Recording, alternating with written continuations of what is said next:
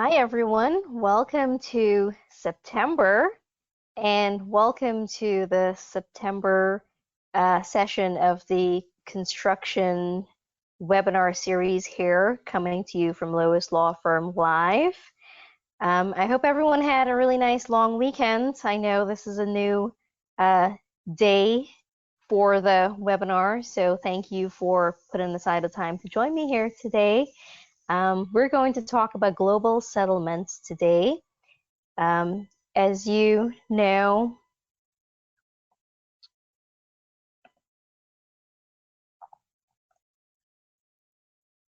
I'm a partner here at LOIS Law Firm, and I oversee the construction defense team here.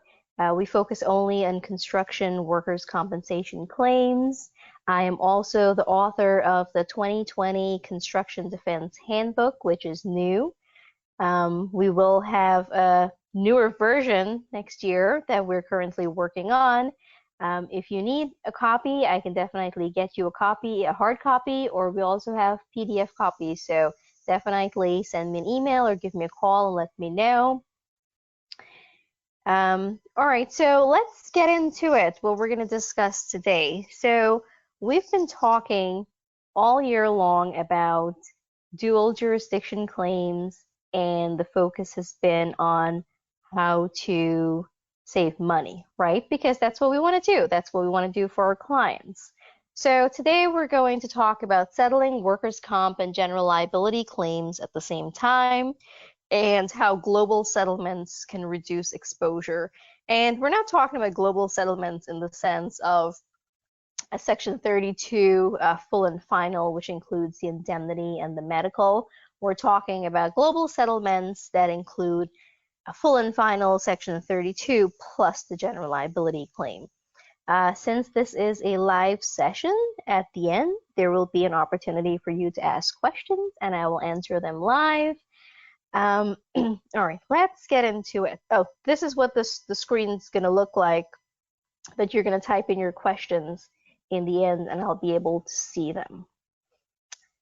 All right, so I wanted to do a quick recap on dual jurisdiction claims. So as you know, the claimants can bring both a workers' compensation and a general liability claim, and I'd say 95% of the construction claims we see a general liability claim because it usually involves a fall from a height or, you know, the fault of someone else that caused the injury. In wrap-ups, which are the OSIPs and CSIPs, there's one common owner and usually one carrier. And this is why we focus so heavily on how the owner can save money when we do these global settlements. And even though there's one carrier, they still play two roles. So we have the workers' comp carrier, quote unquote, and then we have the GL carrier. And even, you know, it could be one entity. It's generally one entity. I rarely see two different entities in these OSIP scenarios. So because of this, things like lien reimbursement and consent to settle are still issues that need to be addressed. All right, so November I'll be talking, the focus is going to be on discussing how to calculate exposure. But I just wanted to go through really quickly Kelly, Burns, and Bissell because these are calculations that are usually made by the claims handlers, by the adjusters, when they are determining whether it's best to settle out the workers' compensation claim with the GL claim and how it can actually save the client money. So I'm just going to briefly go over it. These are the names that we love and hate so much, Kelly, Burns, and Bissell.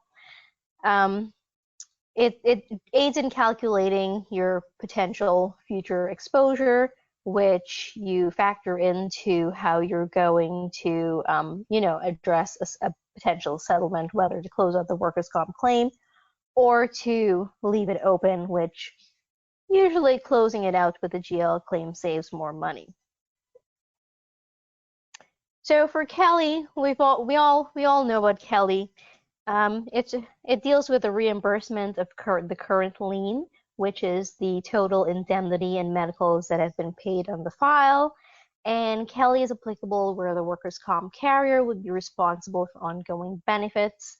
It can take credits against the payment of these benefits until the third-party settlement is exhausted. For the purposes of settlement, the part of Kelly that's really important is the reimbursement of the current lien, which is the amount that the carrier has paid out to date. Burns outlines calculations, how calculations are made when the future benefits are speculative. So Kelly deals with when the calculations are non-speculative, for example, in an SLU situation. Burns focuses on the classic LWEC situation, because even though a claimant may be found to have a 50% LWEC, which would entitle him to 300 weeks of compensation, he could return to work, and that's what makes it speculative. Or he can be returning to work with reduced earnings, so we'd still be paying some money, but not the full LWEC value. So unlike Kelly, the benefits for Burns are calculated on an ongoing basis. So when you hear someone talk about Burns, it's usually, well, what's going to be our Burns payments going forward, meaning from the date of settlement of the general liability claim. And the claimant continues to receive payments at a reduced rate. The rate is calculated using the Kelly formula, and it continues until the claimant's net settlement is exhausted, and at that point it then reverts to the full rate. That does not include the cost of litigation deduction. And finally, we have Bissell. Bissell really focused on the medical costs, the future medical costs, because when there's a third-party settlement and we take into consideration reimbursements and what the workers' compensation carrier is responsible for, they are responsible for ongoing medical benefits as well, but subject to the reimbursement. So the workers' comp carrier would be liable for its equitable share of litigation costs and future medical treatment. The rate is the Burns rate. And because we can't calculate for sure how much the future medical cost is going to be, it's usually paid on an ongoing basis after the treatment is actually incurred. The claimant is usually responsible for the balance of the treatment. I mean, someone has to pay for it, not the workers' compensation carrier. And if there's ever an issue, the court can fashion how and when the payments are made. So for example, and this is what we recommend to our clients all the time, the claimant pays, and then the workers' compensation carrier reimburses. Okay, so let's keep that in the back of our minds. We have Kelly, Burns, and Bissell. So let's talk about the actual global settlements now. Whenever there's a general liability claim, commonly referred to as a third-party claim, the workers' compensation carrier must consent to settle that claim. So the claimant must proactively seek consent from the workers' compensation carrier. So, earlier I mentioned that there's usually just one carrier with like two hands, and one's the workers' comp side and one's the GL side. So the workers' comp side usually sends over a letter to the GL side saying, hey, we consent to your settlements. You can go ahead and, resolve your claim. So this is all under Section 29.5 of Workers' Compensation Law, which provides that if the claimant does not get the workers' compensation carrier's written consent, then the claimant will be disqualified from receiving workers' compensation benefits.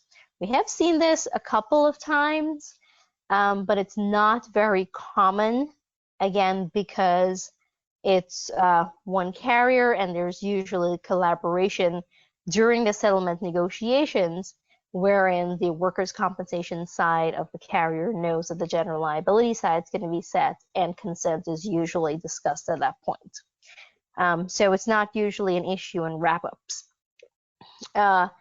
However, the thing about the consent, because of the global settlements, there are oftentimes contingencies to the settlement, which let's talk about those, because these contingencies are the ones that lead to the global settlement that we are in favor of that would ultimately save the client money. So when one of my clients come to me and say, hey, the GL claim is about to settle, we're planning on giving consent to the settlement, however, we want to close out both claims together. So we said, okay, what are the terms that you're looking to, under what terms are you looking to close out both claims together? And they would tell me, well, we're either going to do a full or partial lien waiver with a Section 32 settlement. So can you put together the consent/lien reimbursement or lien terms letter? And our letters are usually at least 2 pages long because we detail all of the conditions of the consent. Our consent, our meaning the workers' compensation side, our consent is contingent on, you know, the claimant agreeing to a Section 32 settlement ultimately. If the claimant pulls out of the settlement, or if for any reason the board does not approve the settlement, we are going to take our full lien back or the partial lien back or whatever other conditions we choose to lay out if the Section 32 doesn't go forward. This is really to push the claimant to settle out the workers' compensation claim, so the carrier is no longer facing exposure on the workers' compensation side after the general liability claim is closed out. So best practices for global settlement. We've seen three distinct outcomes. The first is when there's no coordination between workers' compensation and general liability. This is almost never the case in wrap-ups because, you know, there's one owner, there's one carrier, everyone knows what's going on, so there's usually coordination. But we have seen a couple of situations over the years where there's no coordination, the GL claim closes out, and then the workers' compensation claim is left open. We're like, well, hey guys, what's going on here? You know, you left yourself to full exposure for permanency, LWEC, potential permanent total disability payments, and medical payments for life. What's going on here?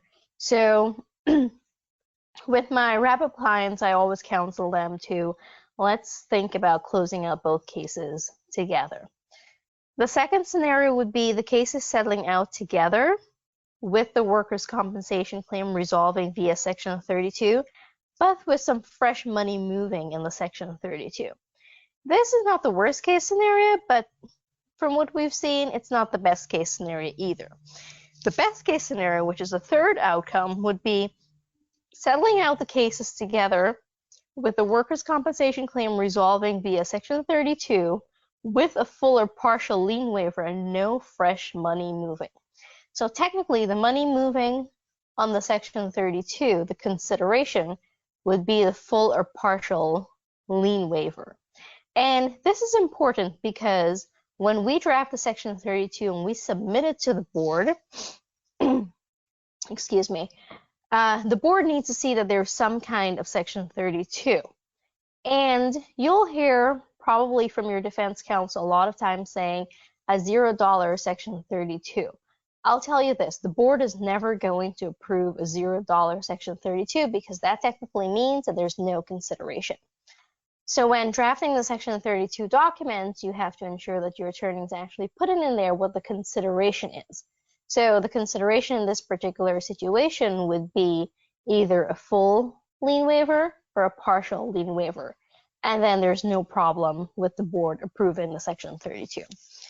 So these are the three common outcomes. I have prepared 3 examples for you. I'll do my best to explain them, but if you need a copy of the slides, I'll make them available to you. They're also in my book, so you can take a look at them a little more detailed. So let's look at the first situation, no coordination. We have the workers' compensation claim where between the medical and indemnity, $50,000 has been paid out, and potential LWEC would be $250,000. On the general liability side, the case is settled for $1.5 million. After taking out the attorney's fees, and let's just assume for simplicity's sake that there's $0 in cost, it's 33.3%. Take out $500,000, the claimant's going to go home with $1 million. Okay? This percentage is going to be used to calculate our reimbursement, our lien reimbursement, and also any burns payment on the workers' compensation end. So in this particular case, we've paid out $50,000. The reimbursement would be $33,350, deducting the 33.3% cost of litigation on the general liability side. And then we'll have the weekly benefit reduction for 300 weeks, assuming it's a 50% LWEC that's going to amount to the $250,000 that I have up here in the top column. Okay? So with that, the total exposure to the carrier is going to be the $1.5 million plus the $83,250 that's going to be paid at the $277.50 per week for 300 weeks. That's the potential LWEC, plus the unreimbursed medical and indemnity costs. That would be $16,650, and then the total would be $1 million, almost $600,000 plus open medical moving forward. It's important that we note this because since there's no collaboration, the workers' comp claim is going to remain open, which means the claimant's going to be entitled to medical treatment for life. And the total cash received by the claimant at the time of settlement of just the third-party claim, I should say, the GL claim, would be $1,083,250 plus the open medical. So the exposure remains open, and you're actually still paying a great deal on the workers' compensation side. Okay, I hope you're following. If you have any questions at the end, just let me know. All right, so the second scenario is if there's a general liability and a Section 32 settlement, and this is where fresh money would be moving to the claimant. So again, we have medical indemnity, total is $50,000, and the Section 32 for $250,000. His GL claim has been settled for $1.5 million. The reimbursement that you would be getting from all of the money paid, which includes the medical indemnity and the Section 32 for $250, which is a total of $300,000, would be $200,000. So your loss is $100,000. So your total exposure to the employer and carrier in both jurisdictions would be your $1.5 million plus the $100,000. And the claimant's going to receive $1,100,000 at the end of the day. So in this particular situation, you're paying to the claimant under the Section 32, technically $250,000. You're getting back the $200,000. He's going to give you back the $200,000 from the GL claim, which means you've paid out in fresh money $100,000. Okay? And I hope you're still with me and I haven't lost you yet. So this is the third example, and this is the one that's usually the most preferable and the one that saves the client the most money. So here again, we're going to say that medical indemnity paid to date in the workers' compensation is $50,000. Potential LWEC is $250,000. The civil action has been settled for $1.5 million.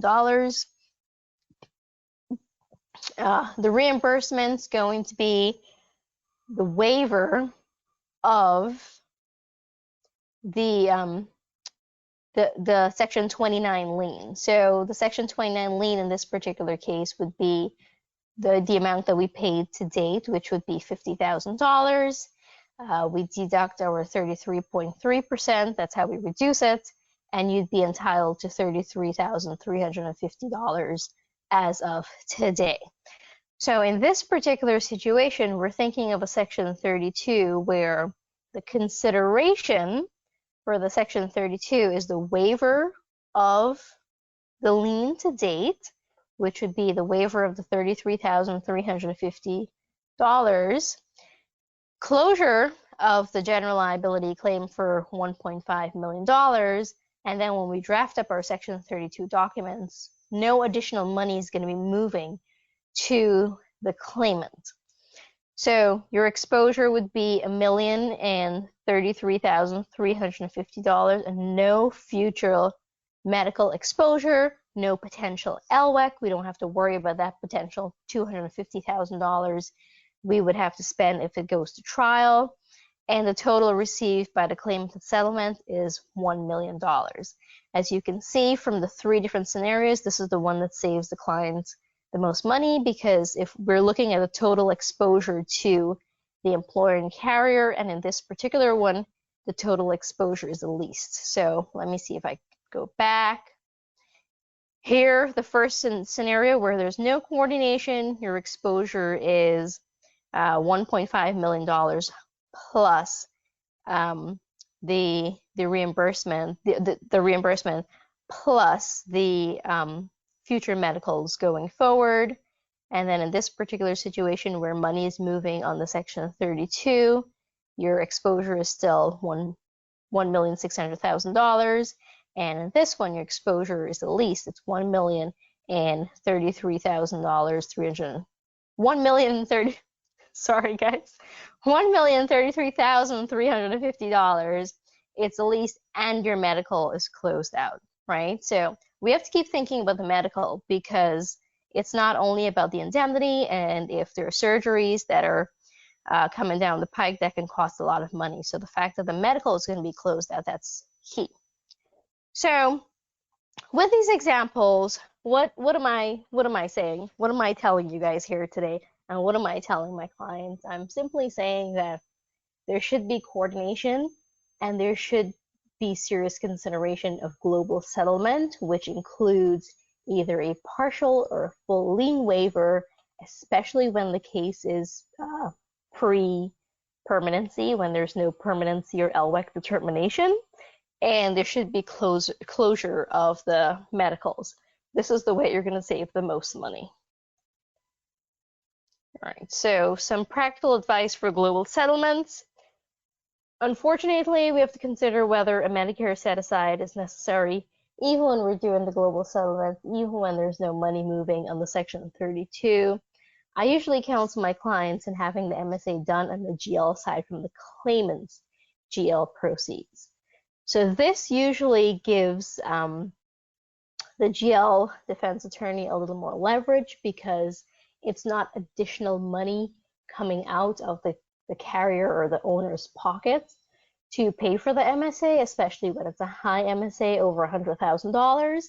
The MSA is going to come out of the claimant's GL proceeds. And then in the Section 32 documents, we'll simply list in there that, you know, the parties, the carrier and the claimant have taken Medicare's interest into consideration. The claimant's going to be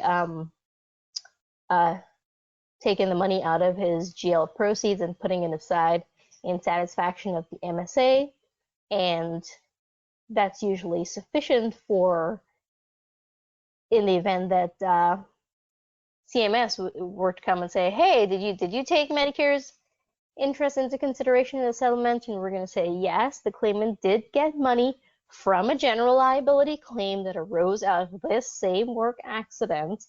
And on that side, there was the agreement for the MSA to come out of the proceeds.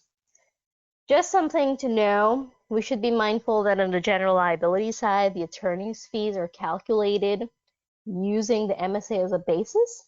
So oftentimes you'll see the claimant's attorney on that side pushing to actually do the MSA on the general liability side so they can get a bigger attorney's fees. In workers' comp, attorney's fees are not based on the medical portion of a settlement, including an MSA. So there's really no reason for the workers' compensation attorney to be pushing for the MSA to be done on the workers' compensation side. So your GL defense attorney should really be taking this into consideration. It can definitely save the owner and the carrier a couple $100,000s while closing out both cases at the same time. All right, so that's all I have for global settlements. I know it can be a little complicated or complex with the calculations, especially taking Kelly, Burns, and Bissell into consideration. But I know the claims handlers and the adjusters are very familiar with them. They have the formulas that they use. We always provide assistance if necessary in how to calculate them. They do play a big role in determining potential future exposure, which is something we have to look at when we're thinking about these global settlements. The three scenarios, no coordination.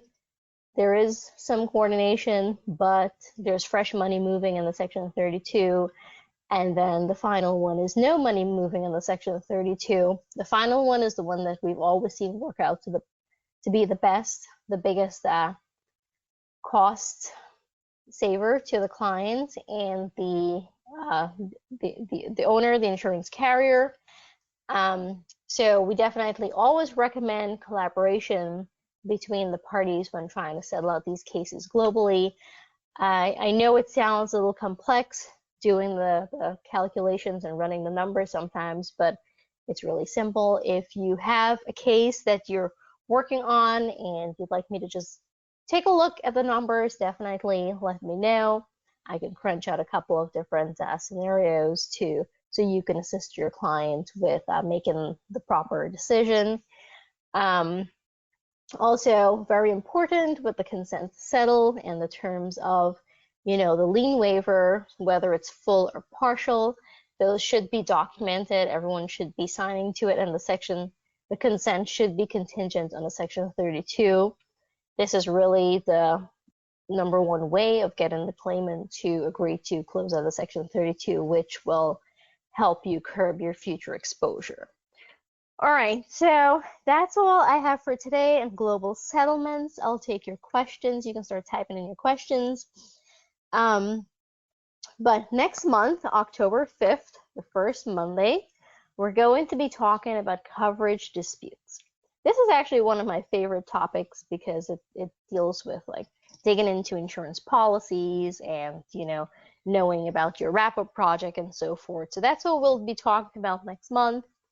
And come November, we'll be revisiting how to calculate exposures, and that's when I'll go into Kelly, Burns, and Bissell a little more, and some of the things that the clients are thinking about from their perspective. All right, so I'll see you next month, but after I address any questions that you have. So let me take a look here.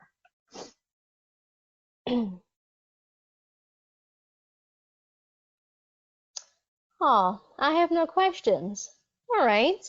Well, I hope my explanations were all good and clear. If you think of any questions, definitely send me an email or give me a call. Again, if you need a copy of my book, I can definitely get a copy out to you, a hard copy, or I can email you a PDF copy. As always, thank you for joining me here. I will see you again in about a month's time. And if you have any questions on anything we've done, anything we've discussed for the past year, you can also email those to me, and I'll get back to you. I'll respond to your email or give you a quick call. But that's all for now. Happy September, and I'll see you all next month. Take care.